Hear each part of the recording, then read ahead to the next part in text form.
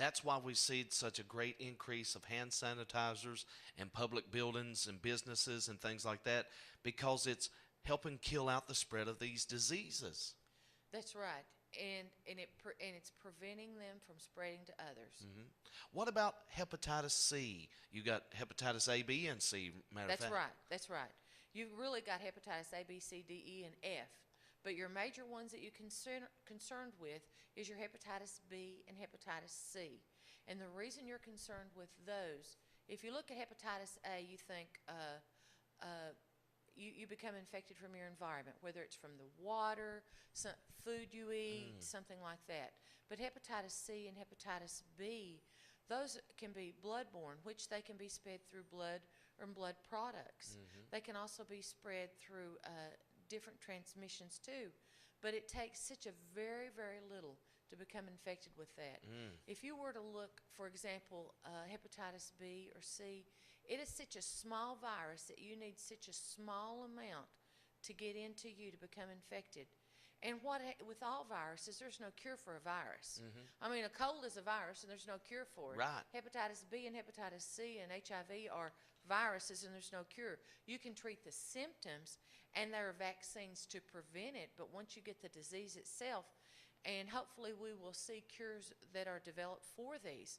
But with hepatitis B, there is a vaccine Mm. that you can take. Hepatitis C, there is no vaccine at this time for that. And so what happens is whenever you look at hepatitis C, you can get that exposure, but it's more thought of as a dormant disease. To where if I get hepatitis C, I may not have no signs or symptoms now, but you look at 20, 30 years down the road, then I will develop it. Mm. Whenever you have hepatitis C, it increases your risk of developing other diseases, Oh. such increases your risk of developing liver disease, cirrhosis, cancer, that type of thing. Hmm. And so some people will have hepatitis C and they will have hepatitis B. 25% will have it, never know it, pass through that phase and go on normal. You know, a lot of times people spread these diseases by simply doing things that they don't need to be doing, like drug use, That's exactly right. sharing needles with That's each other, right. or tattooing. You know, you a lot of times if that tattoo needle is unclean, you could get a disease from that. That's right. And because if you look at the four major modes of transmission for both of these, you've got your sexual Hmm. contact that's non-protected. Right. You've got your IV injectable drug users, Mm. you sharing a dirty needle, tattooing, ear piercing, and not using a clean needle. You've got blood and blood products, Mm. and so you've got these modes of transmission out there. What's ways to protect ourselves against this? Well, it depends on what mode you're talking about. Hmm. Of course, if it's for drug users or in things like that, you recommend not using drugs. But Right. what the CDC recommends is that every time that you do an injection, no matter what it is that you use a clean, sterile needle. Exactly. I've seen in a lot of the big cities and stuff, they talk about for people that don't use a clean needle, and there's all these needle exchanges, that there is other methods out there. And the CDC has a wealth. It's a website. Hmm. It's a phone call away. You can call and be anonymous. You can say, I've got this problem or I've got that problem, and they are such a good resource. And I think that's important to tell people about. Our local health department, valuable resource. They can give you so much information. Hmm. And you know, with the web being at our fingers, you can find out.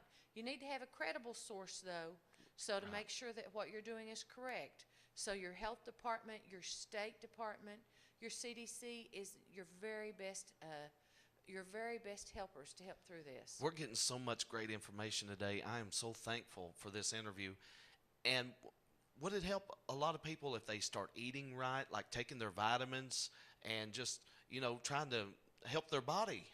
It is. It's an important aspect because what happens is if you don't have lack of rest, Hmm. you don't have proper nutrition, then your body is not at its peak. And even people that allow themselves to have a lot of stress. So, I mean, you're under stress, you're not eating right, you're staying up late at night, you're putting all these problems with your body, and then you come and you get an infection, and it's hard to wear off. And so, like older people, because they lose their appetite a lot when they're old, it's important that they get the nutrition that they need, and they get the vitamins, and they get the protein. And whether it's a protein supplement, if their doctor tells them that they need to be drinking something to supplement their diet, then it's very important Right. because you have to have optimal health with these infections. And another good point, the way that you prepare your meals, you got to be careful about that. You can get E. coli or some kind of food disease. Lay a piece of chicken out on a dirty table and cut it up, or a fish. You're ingesting that. That's exactly right, because if you look, there was a national chain restaurant that went out of business, and they had all these cases of hepatitis that was spread.